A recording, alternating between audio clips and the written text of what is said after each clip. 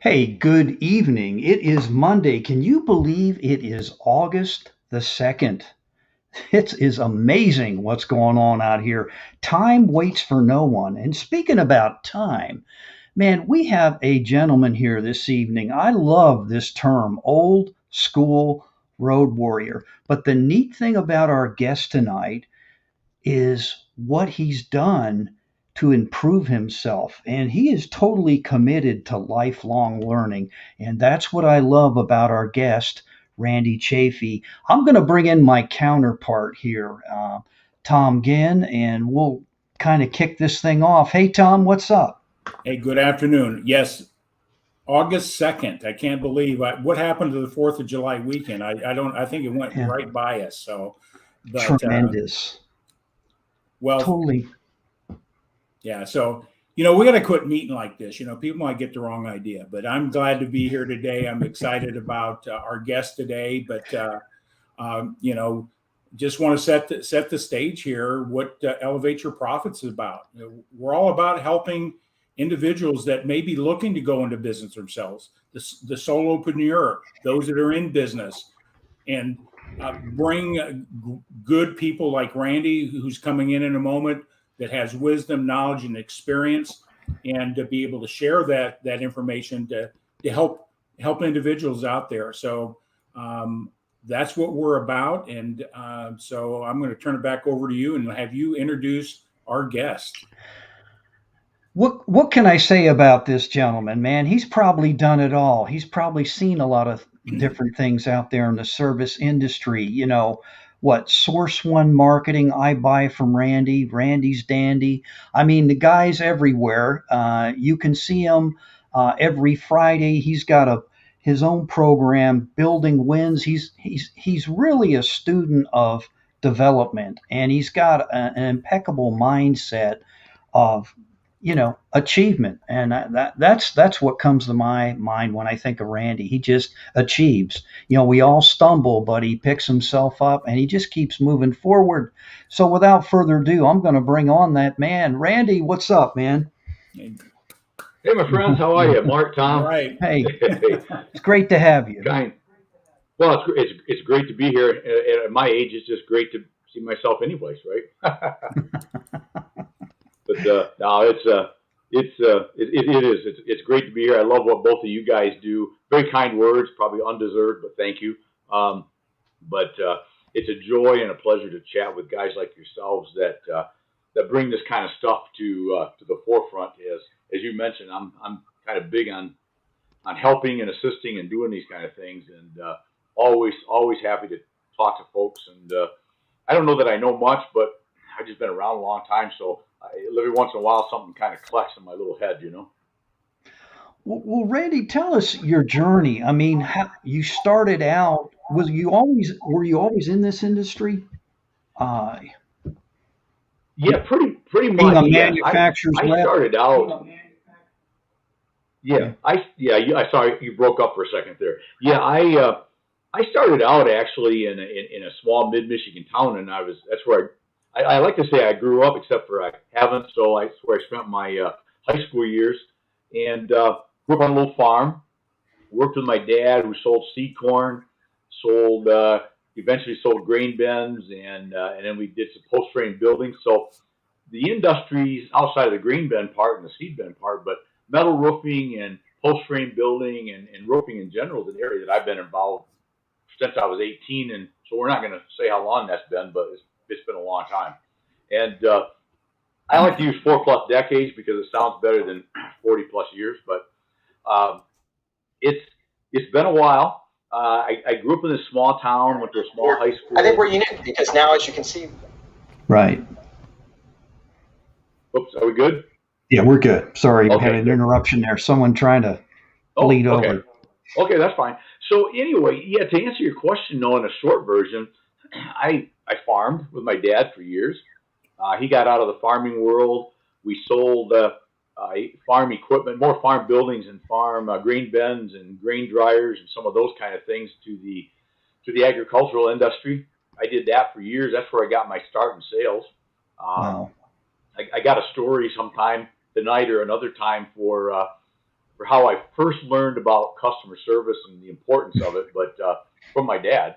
And then it was at one point that business sort of petered out and went away due to some issues in the farming industry at the time. There's a lot of government programs that went away, and so I went and sold for a lumber chain for a number of years, and that was just a natural for me. Still selling a lot of the same industry, and then I became a purchasing agent for a short period of time. Realized that sitting with my suit on and a tie in an office does not fit Randy. But what it did do is taught me more than I ever believed, because I got to sit on the other side of the desk of who I call on now, which is buyers and purchasing agents. So it really did, as much as I love the company and the people, I just didn't like the job necessarily. It helped me learn what buyers want and expect and need. And I think I got a quick start back into the world of sales when I decided to get back out and get back on the road and be a road warrior. I knew what they wanted, and I went in much more prepared. So that's kind of where the whole thing started. I worked as a company guy for a while, with one company, and was able to eventually spin that off and become a rep and start my own agency, and been doing that ever since. And I think you and I might have talked about this the other day when you was on Building Wins, but zero end game. Right. I mean, I don't even know what ending means. I don't think about not doing this. So yeah, that's how it started in a nutshell.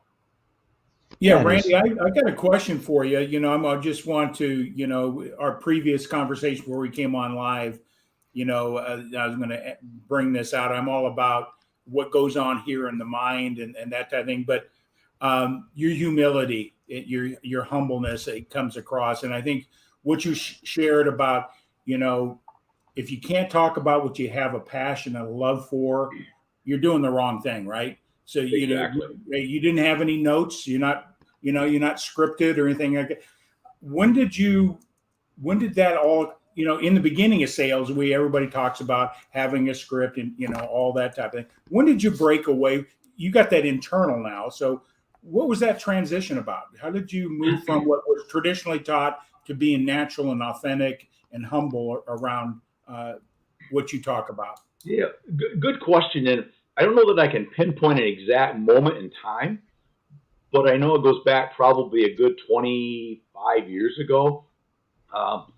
When I first started back out on the road, not working with my dad, because working with or for your dad is still a little different, because and my dad is a great guy. He's not going to club me side the head if I screw up, right? So you always know that. All of a sudden you're out with a real company, if you will, air quotes, and you kind of got to be on your A game. So I probably scripted myself at the start of that, learned the product and all these things in order and all this perfect sales pitch. But it took me maybe 6 months of doing that before I tossed all that, because once I knew the product, I knew the industry. I'd been in it all my life at that point, which is not near as long as now, but I still been in the industry. And at some point I just said, I think I'm just going to go sell Randy. And I think that was the key. And we all talk about that a lot in stuff that we all do, is I stopped selling product and I started selling Randy. And once you bought me and decided that you trusted me and believed in me, I'm just going to tell you what I have to offer, how I think I can help you. And if it works, that would be great. If it doesn't, that's okay too, right? We'll just move on, because like I've said before, sometimes I would love your business, but if it doesn't work now or ever, it's always good to have more friends in the industry, right? So what's the worst case? We just become friends and we got to know each other, and you're somebody I could call in a jam, and you might be able to help me out. I might be able to help you out. And if we never actually do business, that's still a win, right? And so that's sort of how that thing all started playing out. And, you ask about mindset, and in a term that pops in my head, and I wish I could claim this for my own, but if nobody claims it, I'll take it. But you got to love what you do and do what you love, right? And if you don't, and this sounds bold at times, and I say it because I'm a little older now, and so sometimes being a little bolder doesn't bother me. If you don't like what you're doing, if you don't love what you're doing, easier said than done, but you either need to figure out how to love what you're doing, or you better figure out something you love to do and go find it, right? Because I don't care if you're a young guy 20 and has got 40 more years of doing this, or 50, or if you guys more like our age and, maybe we got 15 or 20, because I've been that long, but, it's a long time if you don't love what you're doing, right? And that's my mindset. I just love my customers, love my friends, and that's a key. And then I'll shut up again. But I try always. Occasionally I mess up. But when I talk about customers, I always try to use the term customer friends, customer # friends, because that's one of the beauties of why I never want to stop doing what I do. I've just built this network of friends that we do business together with, together. And now I'm doing business with their sons and daughters, but and man, that's Tom, that's just Mark, that's just fun stuff. Outstanding. I don't know if that answered your question, but no, it did. No, you did. You absolutely did, because I think what we're talking right here. It's like we're sitting around a table having a beer or an iced tea or whatever, and picking each other's brain and getting to know each other, and learning from that. And I think that's the key. And I know Mark's in sales training and development, and a lot of the initial training is that scripted, a canned. I don't even like the words a can, but there's a process that you're working through. Right. But you can do that in a natural way. In a natural way. So you got to know those processes to get to the end result that you're seeking, is finding out what they want, right? And then if I can deliver it for you. So well, exactly, because I had a good friend of mine. He's early 40s, and which is interesting to me because that's both my boys' age, and I just gave away my age, didn't I? But anyway, not that the gray hair wouldn't have convinced you, but he said, when did you? He said, I take it that you've always been pretty good in sales, and the answer to that, if I'm honest, is yes. It's just something I'm good at. But he said, when did you become like really good or better or whatever? And I said, you know when that was? And I said, it's when I stopped selling people. And then that's an old Zig Ziglarism a little bit, as a takeoff of Zig. But when I stopped selling, air quote selling, is when sales just started climbing like crazy, because, my whole mindset is just, can I help you? Let's do an interview with each other.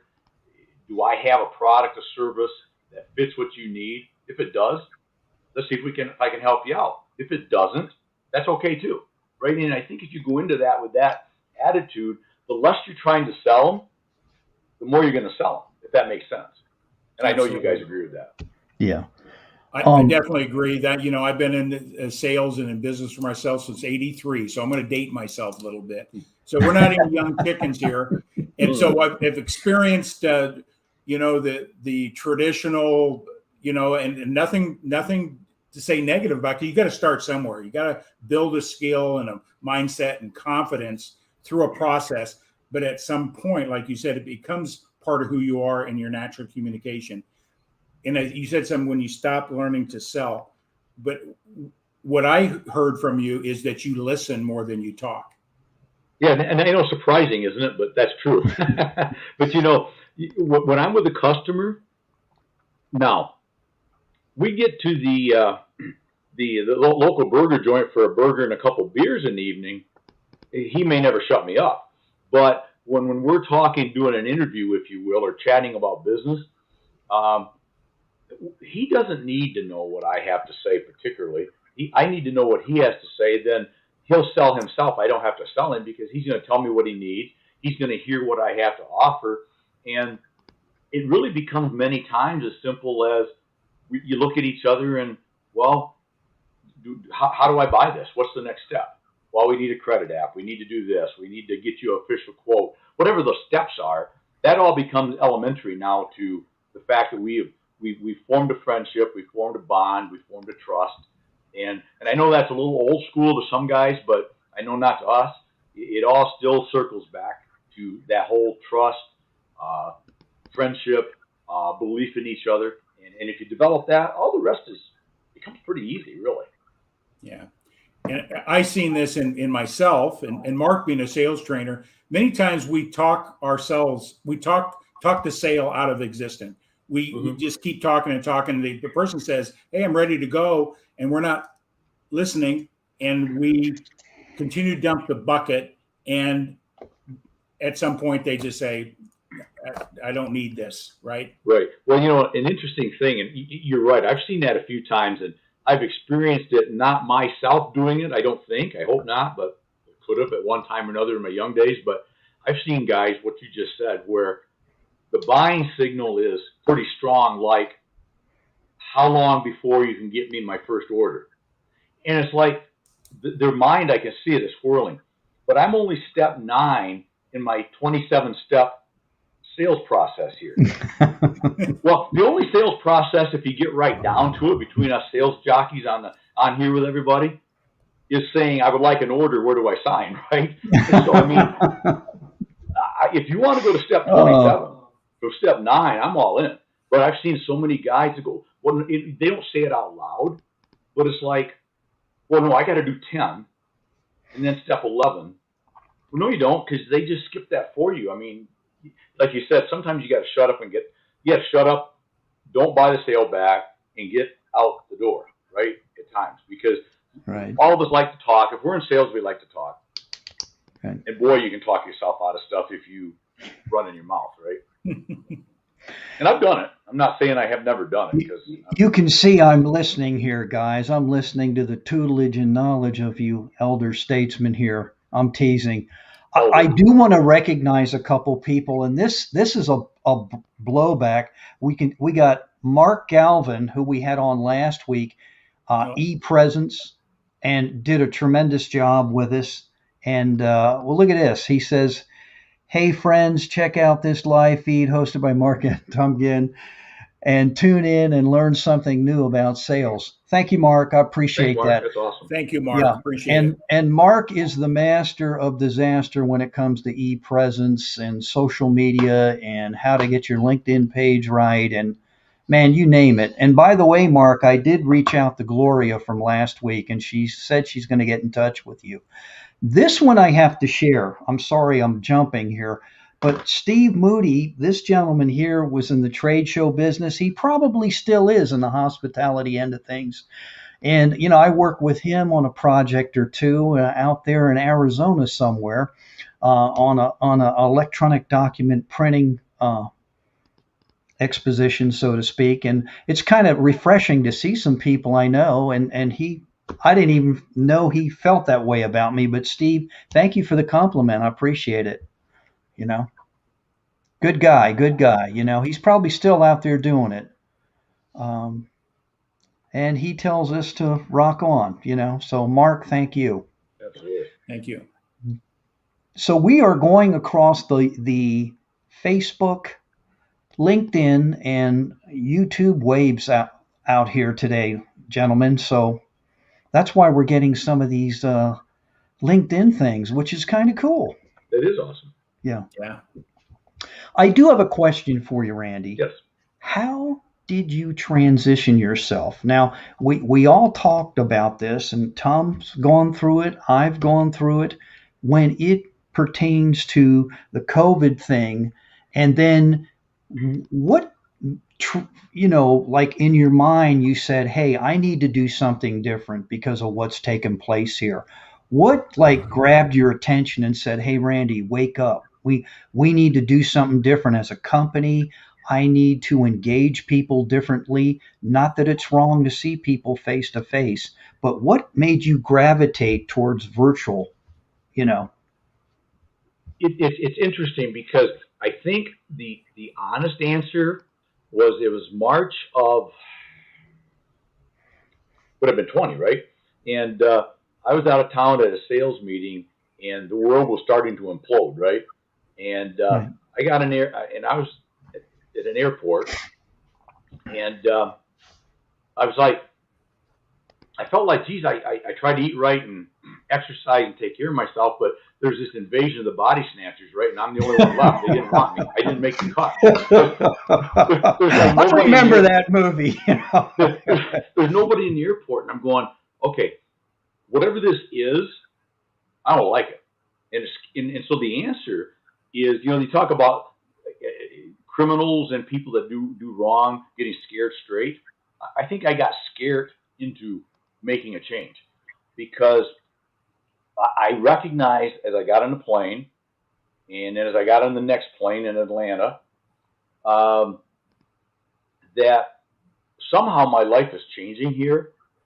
I didn't know how much or for how long or what, but it just, everything about it screamed, this is going to be different. And different I didn't like because as I said, as you've mentioned so many times, I'm a road warrior. That's what I always did. And not being able to go see my customers, to be with my customers, to do the stuff I do, that scared the hell out of me. I'll be honest. I didn't like it. I didn't know what I'm going to do about it. But I've also been years ago, I thought of myself as an out of the box thinker, but over the past many years, I don't see boxes. I just don't think boxes exist. What do I do about this? And luckily, that was around the time that a mutual acquaintance, friend, person we follow, person we enjoy very much, Jeffrey Gittimer, started his 959 daily new normal course, right? Right.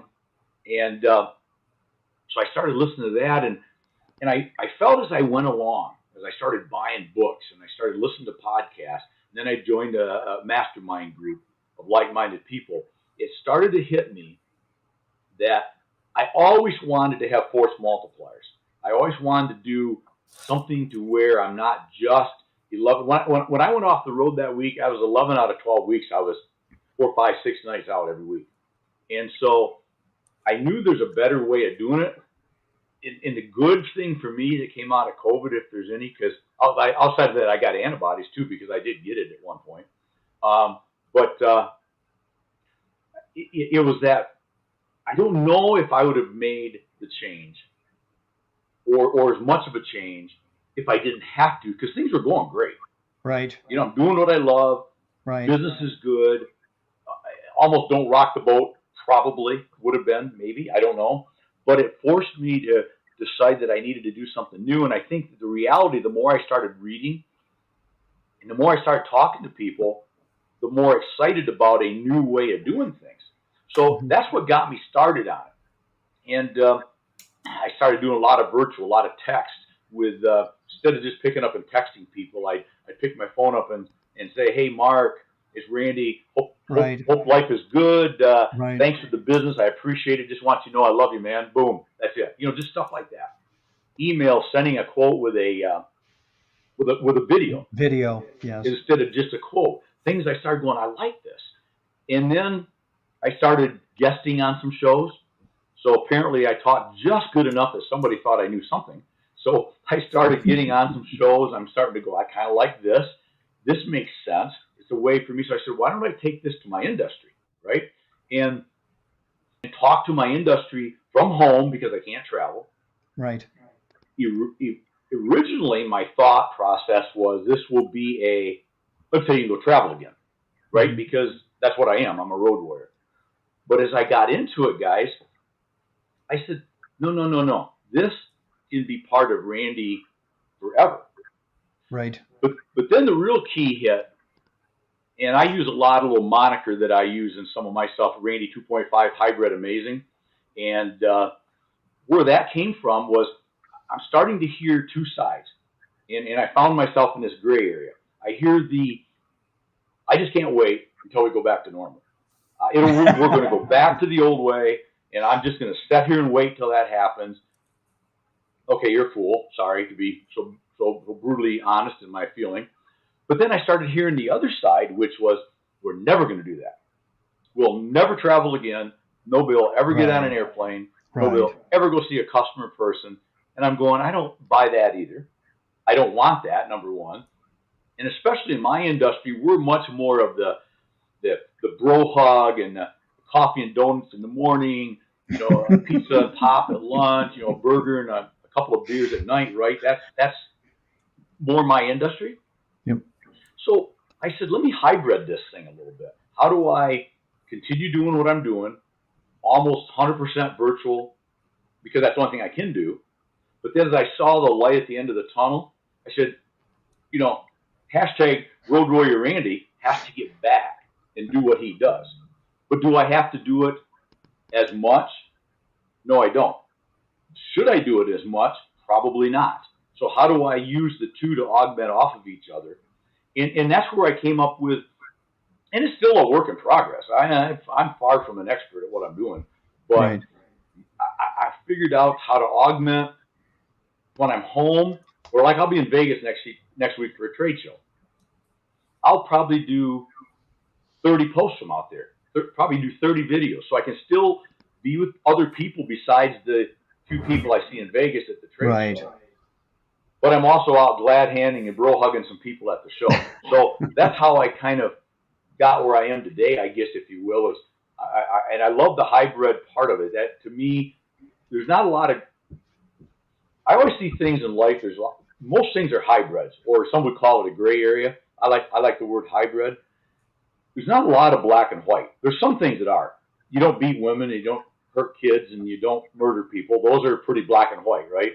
But most other things, right. There's avenues, there's ways to wiggle through, and what's best for you might not be best for me, and so I really now am pretty comfortable with augmenting both together, and so that's how that's my latest. That's what I'm doing right now. Is the more of these kind of things I can do, hopefully the better I get. I got all these thoughts in my head, things I want to do that I probably will do, because once I learned that I can do some of these things, what's next, right? Hey, Randy. Hey, Randy, we got a guest. Mark Galvin has a question. Yeah, I'm going to pull it up, but I got to go back. Charles reached out to say hello. Charles, thank you so much for joining us. And I'd be totally remiss, the one, the only BFG3, that man from Eastlake. Yeah, that's right. Good evening, Ben. A former Atlantan there. Ben knows his stuff when it comes to sales. We're all humbled that you are here, sir. Thank you so much. For being here. He said strong stuff. So I don't know. I don't know if we were offensive or, but no, I don't. Gentlemen, so I don't know who he was talking to. I know it wasn't you and me, Mark. So no, it wasn't. It was probably Tom. But no, Ben, we always appreciate. Here is the question. He says, hey, Randy, I have a nephew in inside sales, and he is struggling with that stage.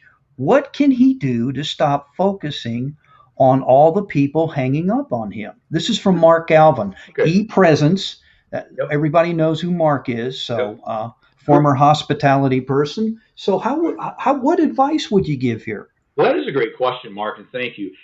What I find, and that's one of the things that we all suffer from. So I'm going to probably do this in a two-part answer. The first one is never take it personally, right? I mean, we're all going to get hung up on. I mean, as sales guys have done this forever, there's times it's just going to happen. So it's never personal. I like to play a little game in my head, which I would never do personally, probably, or I should say with somebody. I might, but probably not. Is, okay, that's your mistake, not mine. If you choose not to deal with me, right? Because you need to be confident. I have something that makes sense. If you don't want it, if you can't see it, that's okay. I'll go to the next guy. That's fine.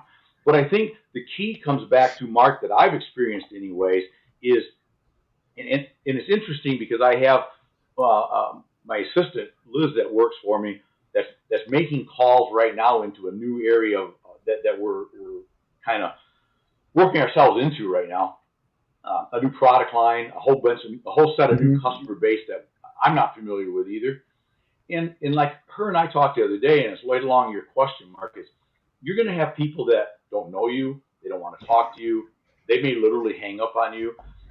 one, don't take it personal, as I said, but I think secondarily, don't come from the standpoint, and I touched on this a little while ago, come from the standpoint of, sir or ma'am, this is who I am and what I do quickly, because nobody cares about what I do or want. They care about themselves, right? How quick can I get to, there may be an opportunity that I could help you with something. Could you give me 5 minutes to investigate that? Is there a chance that maybe we could help you a little bit? If not, I'll hang up and we'll move on.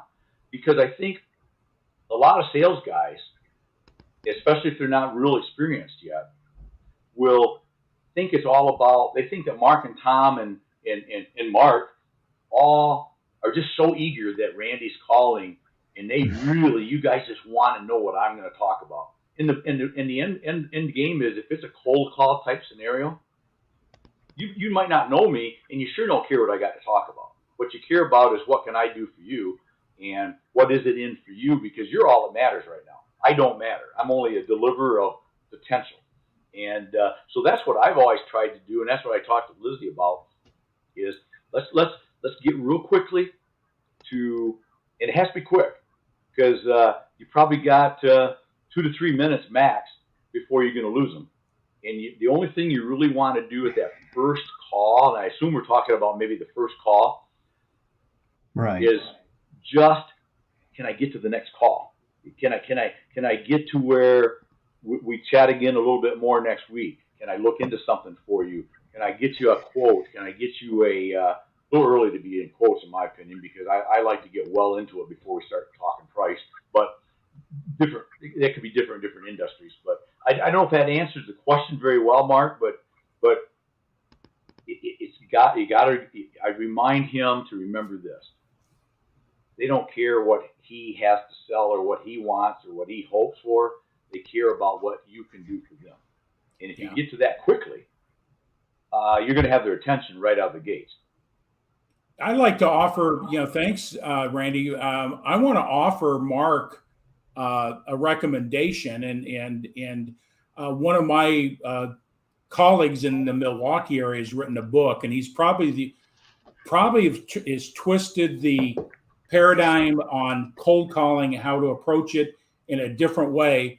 And Mark, I'd like to, share with you, have your nephew.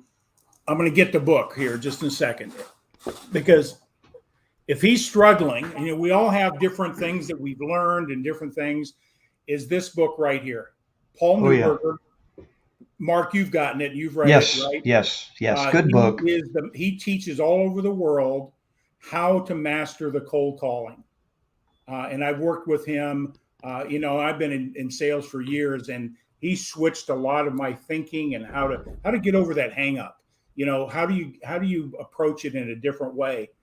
So Mark, if you want to just make note of that, pass that information on to your nephew. And a great book. It's revolutionizing how cold calling might be done, understanding human nature. What do you say? How do you make that first introduction in a way that you get people's attention without salesy, right? Differentiating yourself. So, exactly. Mark, I hope that'll be a good resource for your nephew. And it is, let's face it, of everything we do in sales, whether you're the brand new guy or more experienced as we are, nobody, if people say, I just love cold calling, I think you're fibbing slightly. Okay? At least slightly. Some may love it better than others, right? The phone. But there is an inherent fear to a cold call, right? Right. And what's the fear? And if you master the fear, and Mark, this may help your nephew too. What is the absolute worst case scenario? They're going to hang up on you. They're going to yell at you. They're going to say, never call me again. No, you didn't know them before the call, so what big deal is it, right? And that's the mindset. You don't want that, but it's like, that's the worst that's going to happen. I mean, they're not coming to your house probably and hit you with a ball bat. So, I mean, it's the worst case scenario. I always look at things as, can I live with the worst case outcome? And if I can, there should be no fear then. And the worst case, they'll just hang up on you. Yeah, well, dial the next guy, because if they're that willing to hang up on you, they probably were never going to buy from you anyways. Probably. There you go. Because most people, from a buying standpoint, especially if you address it right up front with a non-salesy, as Tom said, if they're legit buyers or decision makers, and if you approach them right, they want to take a couple of minutes at least to see, is there something here that might help me? You know, people that are legit probably aren't going to turn you away instantly. You probably better get to the point. More so with some than others, but that's probably the biggest thing is just you know, and as Ron said there, you know, all I know is I would rather ever know than maybe, and we'll drag this out for the next. Thank you. You still don't buy, Thank you. right? Yes. Just tell me no. Yes. I can scratch you off my list. Excellent. And I'll move on, right? So good comment, Ron. Thank you. Yeah. Yeah, and I think like you, Ron, there's other people that we're affiliated with here throughout this network that, you know, have their own businesses, or, you know, similar to you, they represent an organization, you know, or they may have a franchise. We all struggle, and it's good to talk about these things, and it's okay. To me, it's, you know, nobody's perfect the first time out of the block. I don't care who you are. I mean, you just got to keep working at it and honing it and developing it. And I guess that's the thing for me. I've just learned to accept what you just said, that when they say no, don't take it personal. One, and two, you never had them to begin with. So they say no, great. Then you move on. You know, don't make it. You never had, right? So yeah. It's not a crime, you know, but you know, there are some out there, I encounter them, that when you call them, they are very annoyed. I can't repeat some of the words, I won't get into it, but they have told me, don't blankety blank call me, you know, and I'm like, okay, fine. No problem. Yeah. You know. Yeah. A word of advice to his nephew is, after every call, do a quick assessment. What did you do well? Always go back to what did you do well? Sure. And then don't say what could I do better, because that's a failure statement. Right. But what could I do differently? And learn from each call, because there's a process, and you'll start figuring out the things you do well, build on those, and then start tweaking the things you could do differently, not better, but differently. So that's right. Hopefully that'll help as well. So right. Good point. So Randy.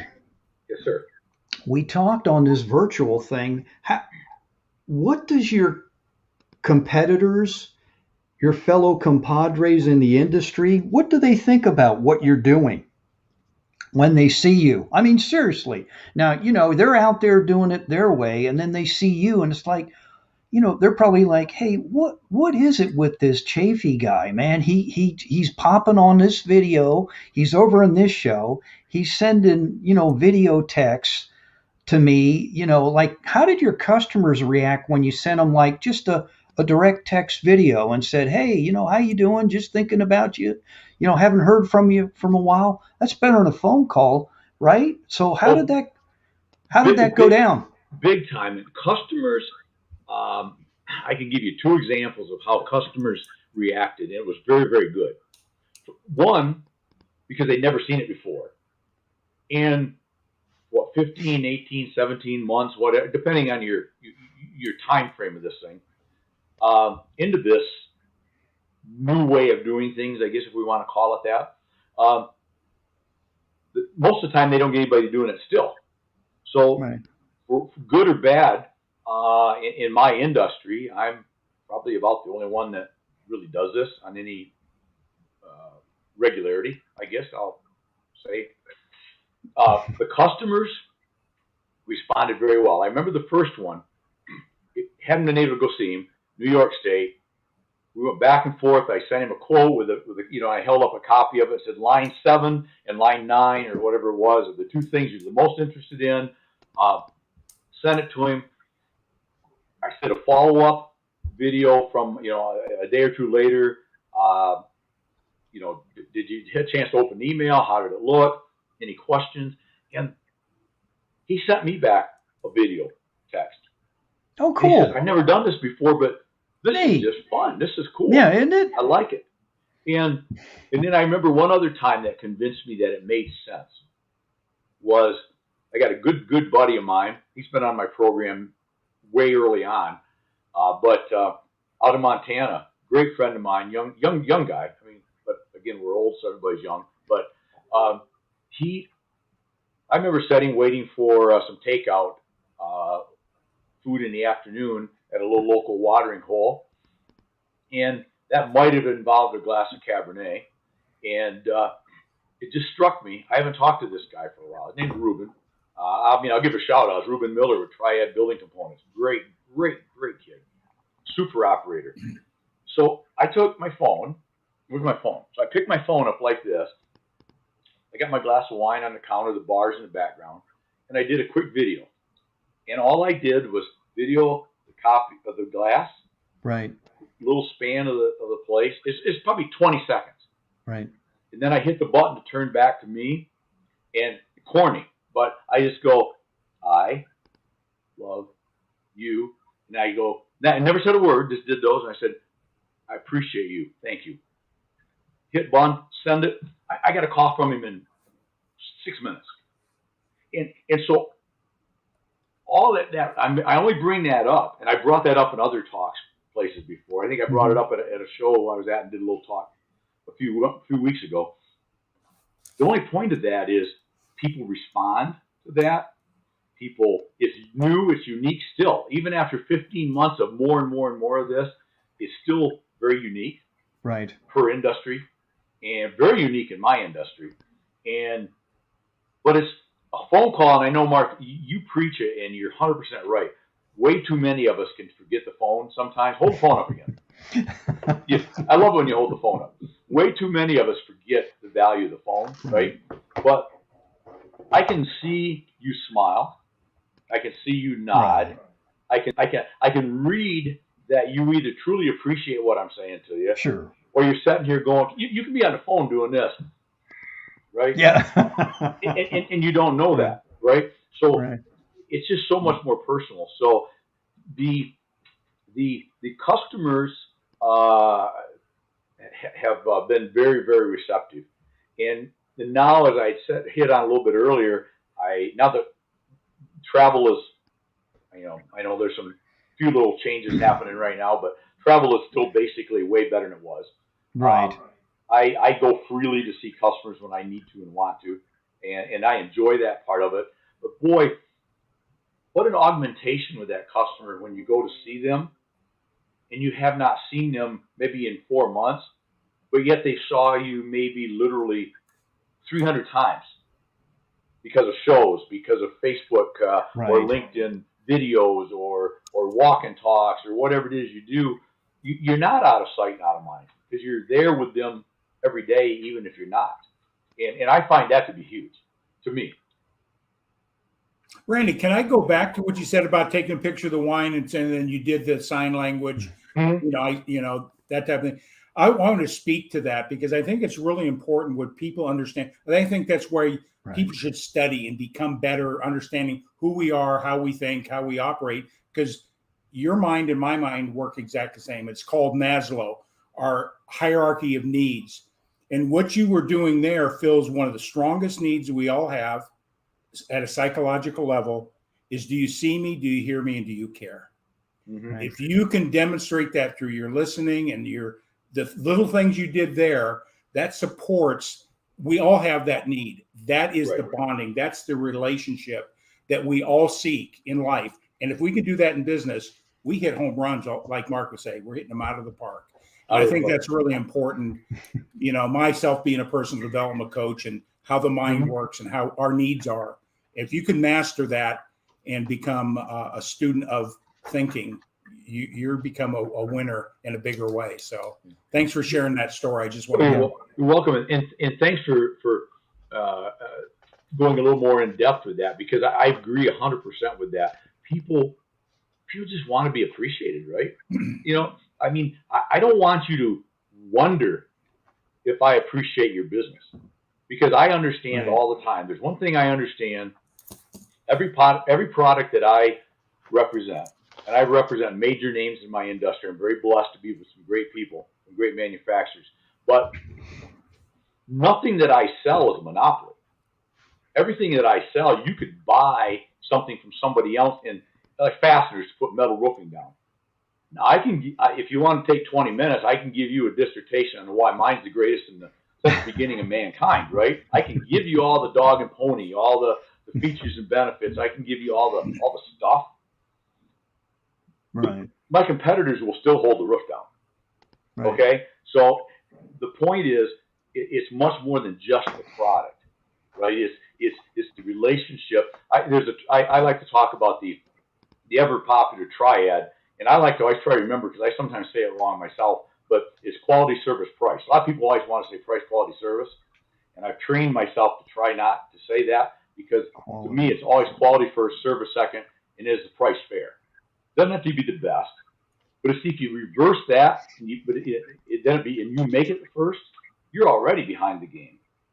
And secondarily, I had a customer one time go, first thing, what's your price? I said, what's it matter? He said, well, I need to know if you're competitive or not. I said, I fail to understand how that would matter, because I could be too high or I could be too low. You don't even know what my product is yet, you know? And I just think it's important to develop that bond, the friendship, the understanding that at the end of the day, Tom, I'm going to take care of you. I'll go out of my way. But the most important, and the thing that you hit on, which with Maslow, people want to be recognized and they want to be appreciated. And I don't think and that works in relationships, because, you know, the concept of my Building Wins show has always been, I believe in building wins work in all aspects of life, not just sales. Exactly. And but if you build wins with that customer, little wins along the way, the big wins just find their way kind of the top of the table without you really having to overly push for them if you just build that win with them. And but anyways, that I like that further analogy with that. It was very good. Yeah. I just wanted to say that what you talked about, can I trust you? Can you help me? And do you care about me? That's one of the things we teach at Sales Concepts. We're real big about that, because they don't care how much you know. I mean, you got to be competent, but if they don't get that vibe, the potential customer or the person you're interacting with, I'll just be blunt. If they feel like you don't give a damn, they're not going to want to do business with you. And, there are some people that just go for the kill. And I guess, I'd rather serve and get it that way. But everybody's different in their approach. I mean, exactly. Yeah, just like Mark said there, you may get the one-time hit, right? But you're not going to get the referrals. That's where the referrals come from, is that relationship. And you say, Randy's going to take care of you. I've known, he's gone out of his way to help me X, Y, and Z. He's there for you. That's what gets the referral, not your product knowledge. That's important, but he's going to take care of you. So I think that's another element. Well, it is, because product knowledge is something that's relatively teachable, right? I mean, that's just, you can learn the multiplication tables. You can learn the 18 bullet points of this product, right? I mean, that's just learning and memorizing and being able to spout them off, right? That doesn't mean you don't truly understand the product, and it doesn't mean, more importantly, that you truly understand the guy's business. That's why I like questions, because I've always found it, number one, I don't ask them just to ask them, because I do care, because I want to know, because that'll help me guide you where maybe we need to go together. But it also shows the customer, if I'm asking questions and making some notes, that I'm listening and that I care about him, and I'm going to try to find an answer, the best program, not just a template type program. I'm going to find a program that works for you based on what you tell me you need. And the other great old sales adage, right? We all know this, done this for any length of time, is if you listen long enough, they'll tell you how to sell them, right? Yep. That's all you got to do. You don't need to keep pushing your thing. Just let them tell me what they need, and go ahead and say, yes, sir, I can do that for you. I just want to share what Ron stated here. My dad taught me that 3. He was talking about trust, help, and care. Oh, yep. And that's cool, Ron. And then he comes back and says, because Ron has his own business. I call him Mr. Graphic Extraordinaire. He can create anything in a face-to-face marketing environment. One referral is better than 100 advertisements. That's beautiful, and that's what it's all about. And we don't have to tell you about his business because people know who Ron Goodwin is. Absolutely. And we don't even live where he lives, and I know who he is. But if you need hats and shirts and things that you want to do for a promo, you need to check him out. So how are we doing here on for you, Randy? What's new now?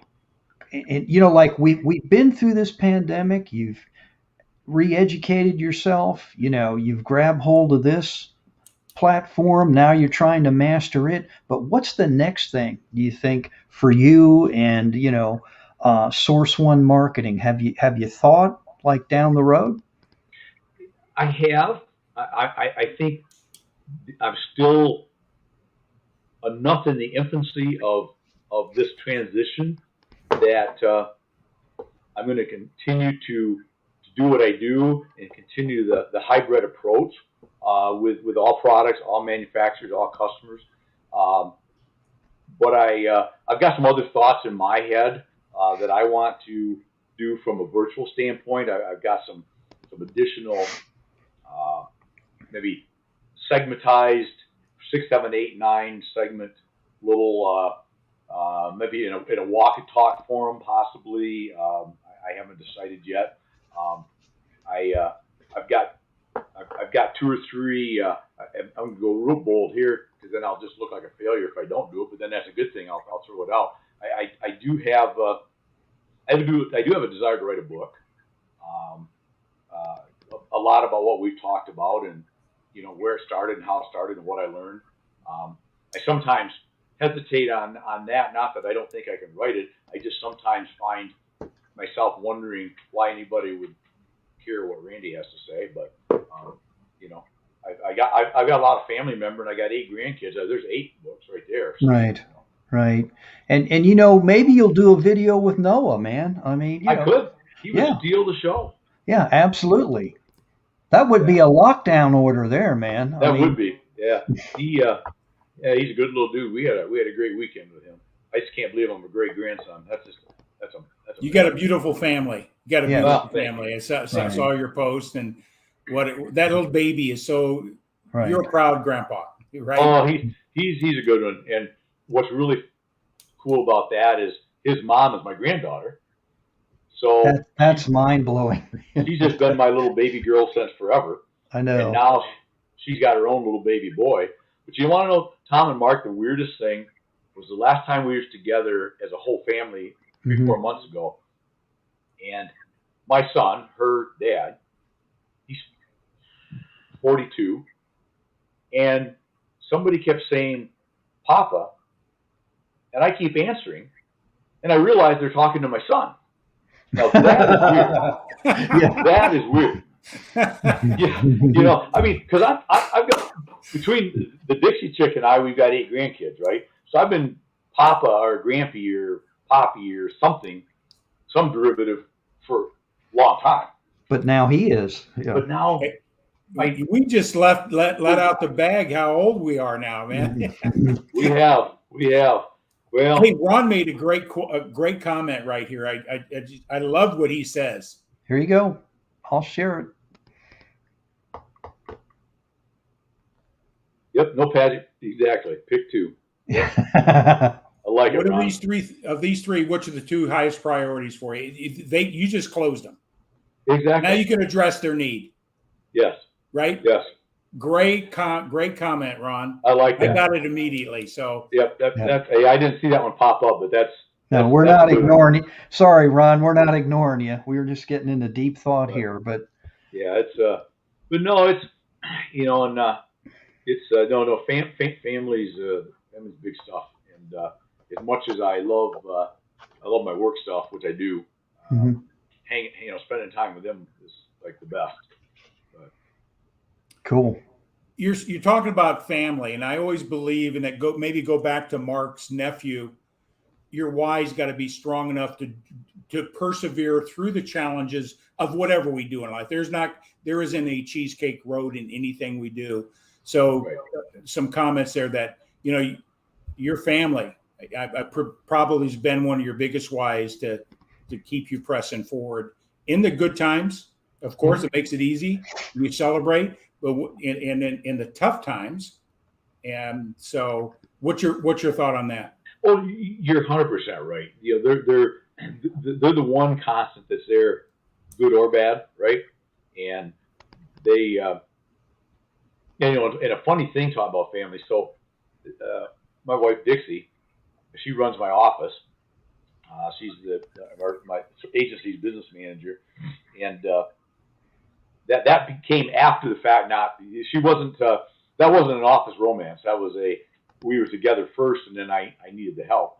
But anyway, what's funny is that the whole time we've been together, which is I think 18 years now, I always traveled. So you want to talk about, it wasn't just me coming back off the road and never being able to leave for months that it affected. She's not used to me being there every day for months. And I think that was worse on her than it was me, because, I mean, we might go,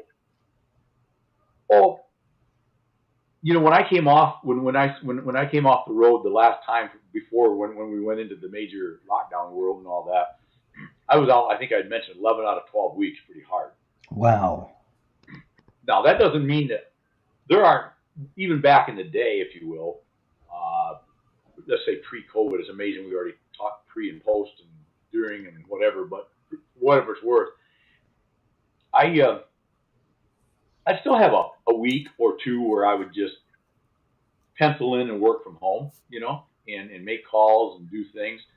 But I think it's funny is I think both of us were like, there was no disappointment when I had my bag packed ready to leave. You know what I'm saying? It's like, because, and that's not a negative, but it's just what you was used to, right? That's just right. I'm in the way, and I guess apparently you guys, if anybody that's traveled, understand that apparently there's this concept that I live in hotels a lot, which means I tend to come home and live like I'm in a hotel. And I don't know about you guys, but that's not real popular with the woman. I mean, nope. Apparently, I'm supposed to be a little neater than that. But yeah, well, I still remember when we would travel together. It'd be like 2 nights. The next morning, I'm looking around my bag. I'm going, "Are you kidding me? I packed no underwear or T-shirts. Come on, I know I did." Well, she put them in a drawer. I said, "Oh, I don't put them in a drawer. I go to a trade show for 7 days. I don't put them in a drawer. They're in my bag." So Here. It's those funny things that when you spend time together. Look at this comment here. I love it.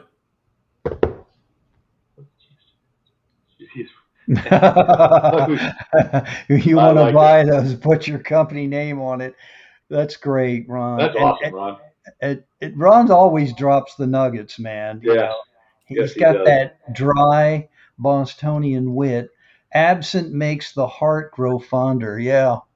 Yeah, or not always, but yeah. You guys were talking about something. I believe this was on Victor Antonio stated this, and it came from someone else. I'm not taking credit, but he said discounting is the ignorance tax you pay for not knowing the value of your product or service. Exactly. And I'll do a better job in research at. I just happened to hear the end of it. He does his things, and I just wanted to share that what you were talking about. So that'll make spot on. Never apologize for price. Right. It took me a long time to learn that. I mean, I didn't know that as a young sales dude. But once, because the problem I've always found is, hey, here's a master guru salesman. He can talk to us about pricing and selling cars. And, I have a lot of respect for people that are professional automobile salesman. Mhm. I don't even like the word car, but and Joe is. And thank you for hopping on, Joe. Hey, But Joe, good seeing you. Hi, Thanks for Joe. being here. you know, But I wish I could always encounter people like that when I made a purchase for my son's truck. Oh my Lord, it was about a year ago, but what a train wreck. I didn't even want to be there. it can be painful at times. Yeah, it's And just, when you're a sales guy and you kind of believe and hope that you're trying to be a pro, and you run into somebody that's, let's say, not. Boy, that's painful. yeah. It's like, oh, I don't want to buy from you simply because I can't deal with this. Thank you, Joe. He says discounting is the biggest shovel for digging yourself a Love hole it. directly out of a Joe, sale. Yeah, that's great. Hey, spot Thanks, on. Joe. hey, Randy, Yes. I got an idea for us. What's that? Look at all these great sales coaching ideas we have. We could monetize this thing tonight. We should be charging people for No. the wisdom that Joe and Mark and Randy. I tell you what, this I'm sitting here just soaking this up. This is great stuff. Hey, here's Charles. Joe Ingram, I want your autograph. Charlie Hustle on your speaker. Oh my God, it's getting wacky here. Oh no, here we go. He says, I train dealerships how to sell. I don't sell cars anymore. Thank you, Joe. Yeah, spot on right That there. is Love true. that. Yes. Spot on, Thank Joe. you. That's Yes. it. Yep. That's it.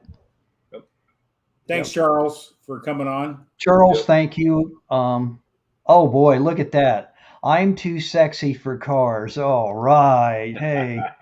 Love it. I was always Love it. taught that the difference between the CAR versus an automobile is price, So, Yep. and he says Joe has his better half to do the selling. Oh my! Oh Lord, it's getting crazy. Whatever works, right? Yeah, if that works, I mean, yeah. But no, yeah, this was really good tonight. I appreciate you sharing, Randy, because I do. I have a lot of respect for what you do. You remind me of my brother-in-law when I say that. He sold steel bins on farmers' land, steel buildings. He was well versed. And I think about Vern every now and then because if he could see what's going on now, he didn't have these tools back in the 70s, But, he really developed himself and became well known in his craft and he won a lot of awards like you. He tore it up and it was really cool to be around him and his most profound statement as I shared with Tom, and I'll say it again, most people look at ways to save money. I look at ways to make money. Yeah. And he wasn't making fun of people, but he said that's how I approach my life. Right. Well, and people look at this new technology and they look at it as though I don't need to do that. I'll do the same old thing the same old way. But we all remember when we used to have a pager, right? And a bag phone. So it's like this is just the new thing, right? I'm trying not to laugh, but I'm going to go back. Phone, Oh yeah, go back to Joe. In car sales, if you tell the truth, you're ahead of much of your competitors. And then Joe says, this is true. He's talking about his wife. She has the #1 Jeep dealership in California. So There you go. this is incredible. Good stuff. But it's fun to talk to, and it's fun to have people come on that get it and live what we live every day. And it's great. It's great to have these kind of conversations. You can't clip coupons to achieve millions. Somebody better tell Buffett that. I was going to say that would be a good conversation Joe and Warren Buffett have. Yeah. Yeah, exactly. Stocks to stocks. If I can get it at a discount, I'm buying. So, Yeah. There's some wisdom in that conservative value. Right. There's some wisdom in there too. So, and that's why I always like to go back before we get out of here up to that greatest generation because of what they went through. But they have taught us a lot, and I really, my dad taught me so many different things. His brethren, and guys that fought in the war and all that, just what they went through. It's just incredible. And I guess when they got to be, like after that war ended, they made a promise to themselves to go out and be productive, and a lot of them did. They went back to school, or they became educators, coaches. They went out and became captains of industry, became millionaires. And they had a lot of personal pride in their development, I guess is what I'm trying to say. And now here we go. Here's Joe. He's Joe's answering coming us. back at us. Warren has Joe! the millions to spend. Then he gets it cheaper. The difference. And the thousands are trying to save money on their expenses to become wealthy. I understand what he's saying there. Yeah. I get it. Good point. Yeah. Joe, will you pay for my McMuffin meal tomorrow? Can I, I'm teasing. Anyway, Randy, I just want to say thank you so much for joining us. I mean, you have been an inspiration to, I think, everybody here this evening who hopped on board. It's always fun to hear, your answers. It's even more enjoyable to watch your growth and development. I mean, from those walk and talks to what you're doing now. And I think you and Wes hit the nail on the head when you said, keep doing what you're doing, even if we kind of go back to the whatever normal is. Some people may not do this live streaming as much, but I think you should, and I know you will. I will. It's something that's here. I mean, to me, going back now would be like I hit on a minute ago. Would be like when cell phones became available, and say, now I'm going to continue pulling up to the payphone and dial in the 16 numbers to try to get a customer. We wouldn't go back. Why would you go back now? Yeah. Yeah, Charles is they're Charles. Don't hate me because I'm a thousandaire. Just, oh boy, they just and I got to share these. Warren Invest looks for the best value, not the lowest price. Yeah, yeah.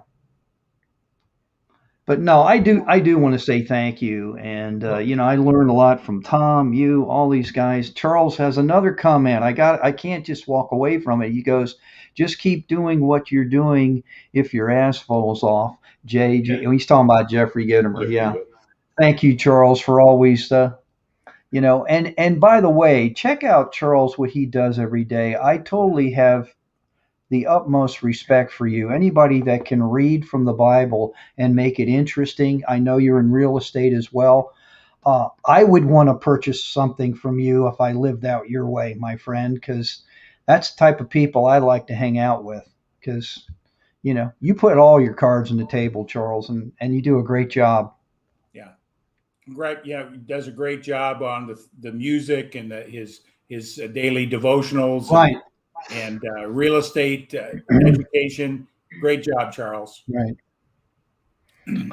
So here we are, and I don't have anything else to ask you, man, because you answered my questions and you answered everybody else's questions, unless Tom has something. No, I'm complete. Okay. I'm complete. Good. I've made up everything I can make up. So. Well, Randy, you're not going to get mad if we put you back in the green room back there. I heard you were going crazy back there, trying to get some wine. They didn't have your brand, so I looking for wine and apologize. grapes and some cheese and crackers, and there was none Right. there. I know. Yes, not a problem. If guys. you I want to appreciate it. stick around, you can. Tom and I have to do something here extra. If you need to Okay. leave, it's a hard stop for you. We get it. But wait a minute. Someone's saying, hold on. Hold on. Okay. Hold on for what there, Ron? Bring it on, Yeah. Ron. Yeah. So anyway, here we go. Ask Randy his favorite cab. Well, good. Any that is in front of me at the time is the real answer. But I do have, I have several from Spain that I like. I don't have the names in front of me. Michigan, I'll throw a little thing out. The Bay Area, Grand Traverse Bay Area, Northwest Michigan makes some great red. They have some great whites, some great red wines. Right. As long as it's good, bold, and the key is, do I want to keep it in my mouth and not swallow it? Because that's how good it is. Right. You know what I thought he was saying? what's your favorite cab? You know, like Uber or something? No. Yeah, Yellow. I got I it. like yellow myself, but Right. Now he's talking about the beverage. Yeah. So I know you're a wine connoisseur. So I mean, yeah, you could probably that might be something else you're going to live stream here one day. You may you have never your know. own show. I could. You When know. we Love get to the wine. Bay Area, do a wine tour up in Napa and Sonoma and up there. Do some. You know, that's my old stomping ground. So if you need any advice where to go, I got I the best will. places to go. So I will look you up. I'll call you. okay. Absolutely. You could be the next Dick Vermeil. You leave sales and go in the wine business, and Good. That would be fun. That would yeah, be fun. But no, thanks guys. I do you appreciate. I got am it. kind of a little bit of a hard stop. I No, do have a. we're going to let you go. Well, I mean, I So got a couple minutes if you need me, right. but hanging No, we're on. good. Okay. You tell Tom, Dixie. I'll shoot you a messenger, Tom. God bless you. Thank you. Thank you, Randy. Hey, Appreciate it, guys. send our regards to Dixie and your entire family. Will do. You're a class act, sir. Thank you. Thank you. Appreciate it, gentlemen. All right. Cheers. So there you go, Tom. I mean, that's the man, and that's how he rolls, and that's what I like about Randy. How can you not like the guy? And I the way he's transitioned and changed, and and you hear so many people out here complaining what they don't have, or I need this, I can't get that, and I just look at him and I'm like, man, this dude is like nonstop. If that doesn't motivate you, if I was around him all day, man, that'd be scary. I'd probably be bouncing off the walls because good guy. Yeah, what he shared tonight is people would spend thousands of dollars to hear what he said tonight. Seriously. And we got some great people, Joe and Charles Oh yeah. and Yes. Mark and all the people that come on, Ron and that, the little tidbits, take them and look at the value. Words have power. There's a lot of wisdom, and I appreciate everybody that jumped on here tonight.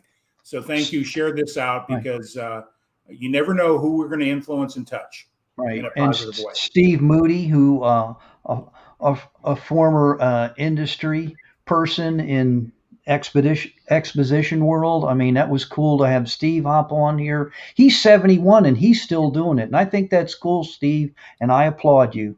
Hey, Steve, we are kindred ages here, so go ahead. Yeah, but I just wanted to say Ron just said something here. Oh, he did? Ron did. Excuse me. Okay. Okay, here we go. Randy is the real deal. Leave the wine to Gary Vee and keep America dry with metal roofs. That is classic. I love these guys. Oh, and then we got somebody else on here, Zach. Zach, thanks for jumping on. We're just wrapping Zach. up. What's Get up, the buddy? replay. Do you know Zach? Looks like I do. Yeah. Geez, it's been wow. These people are popping on here. That's cool. Zach, thank you. And Ron, I love that. Be the real deal. Leave the wine to Gary Vee. Oh my God, this is getting insane. But I've enjoyed myself. Catch the full replay, my friend. Not unless you were on watching. So thanks for being here. Share it out. So Tom, I'm going to get into it. We were talking about like people say, I don't have this, I don't have that, I need to do this, I need to do that. And then we get into this crazy thing called the Thursday link. I call it the 8 pillars, which reminds me of my biblical person here, Samson, the strength of Samson and the pillars. And you talk about these 8, pillars about how to create the $1 million mentality, the mindset, and you really get into it. Why don't you talk to us about what elevate your profits, what we're trying to do here for people? Well, part of what we want to do is bring you great guests like this. There's so much value. I learned from everybody that comes on. Thank Benjamin Gay III. I mean, there's the master.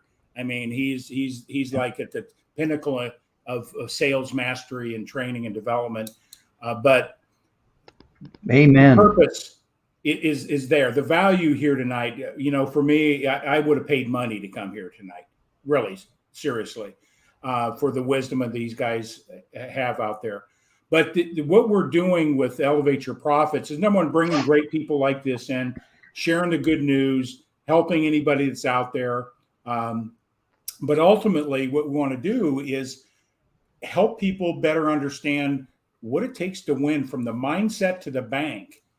And on our Thursday program that we're doing, it's the 8 silent killers that are the 8. Wait a minute. Let me say this again. 8 silent wealth killers. And if you don't understand them and master them, your wealth building strategies can be compromised or not even happen. So we'll be talking about those 8 principles on Thursday night to really understand. We had some comments about clipping coupons and stuff, but that's part of how you build wealth. Is like Warren Buffett says, rule number 1, never lose money. Rule number 2, remember rule number 1. And so the easiest profit made in business is the dollar saved. And usually a lot of business people overlook that and focus on revenue. So what does this say? That's a Buffettism. I won't show that. Okay. Yeah, he buys markdown cars. He upgraded from his 2006 Cadillac DTS to a Cadillac XTS, and for $45K in 2014. Truth is, I only drive about 3,500 miles a year, so I'll buy a new car very frequently. That's Warren Buffett. And yeah, just for you, Joe, he still clips coupons. I put that up there for Joe. Yeah, that's a little wisdom. There's wisdom even in that. It's just paradigm. What's your belief system about money and how wealth is accumulated? Clipping money and coupons is a step in the direction. It's not the ultimate way to get to wealth, but it's part of the process. But anyway, join us. What time is that going to be, Mark? That's on 7:30 Eastern. I'll just say Eastern time. Okay. Yeah, and if you're on Central, that's 6:30, and then then there's that West Coast time. We'll let Joe figure that out where Mickey's hand should be. Just kidding, Joe. We love you. You may interrupt his golf time. Yeah. And I'm going to share something one of my coworkers talked about. What you're teaching, Tom, and what we're talking about here, it's kind of like a golf grip.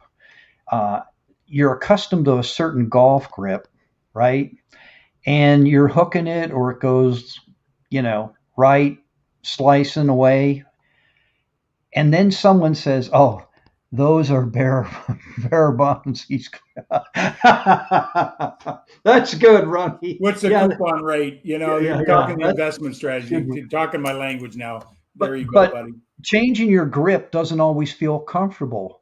But one of my coworkers said this, Andrew. He said he was taking a golf lesson, and the pro said to him, "Would you rather keep doing what you're doing, being comfortable and slicing it or whatever, or be uncomfortable and hitting it straight down the fairway?" And I think sometimes that's how you have to evaluate things out there, and sometimes you got to make those hardcore choices and look in the accountability mirror and say, "Hey, am I doing these things, or am I not doing these things?"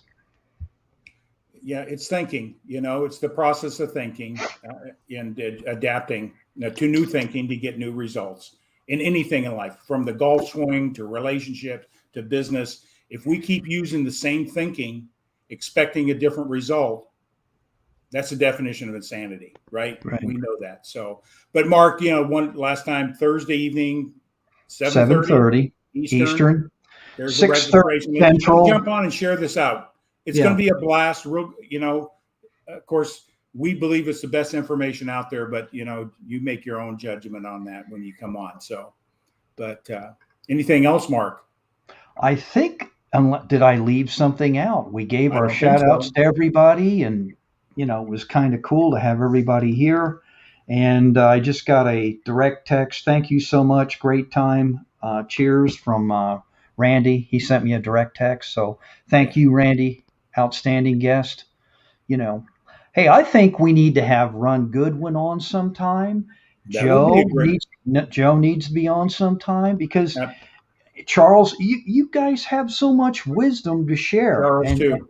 yeah, absolutely. And we welcome you to come on here on this platform. And, you can pontificate the finer points of what you're doing in your life, your business. And I'd love to hear it. And I know that there's a lot of people out there would love to hear it as well. Yeah. Yeah. So you ready to wrap this thing out? Yeah, I think I'm going to do that because I don't think we have anything else to say, sir. So with that, Tom Ginn, Mark Gassert saying good evening and thank you so much for being here. We love you guys. And don't forget about Thursday. There it is, this Thursday. And next week do we have a guest next week? Do we want to mention that real quick before we forget? Yes, we do. And I don't want to. Ron says I'll ask my producer. William Cody is the William man. Cody Lures, real estate magnate. He's going to talk about different mindset about real estate, how to buy and sell. It's going to be exciting. It's going to be a great interview. Ask my producer. Oh, man, Ronnie, you're on a roll, buddy. Anyway, guys, we're going to back on out of here. I do have things to do. I know you all do. Tom, as always, thank you very much. Great job, my friend. Great job. And thanks, Randy, for being here. Cody All right. Rock. Thanks, Ron. Okay, Ron. Thank you. Good night, guys.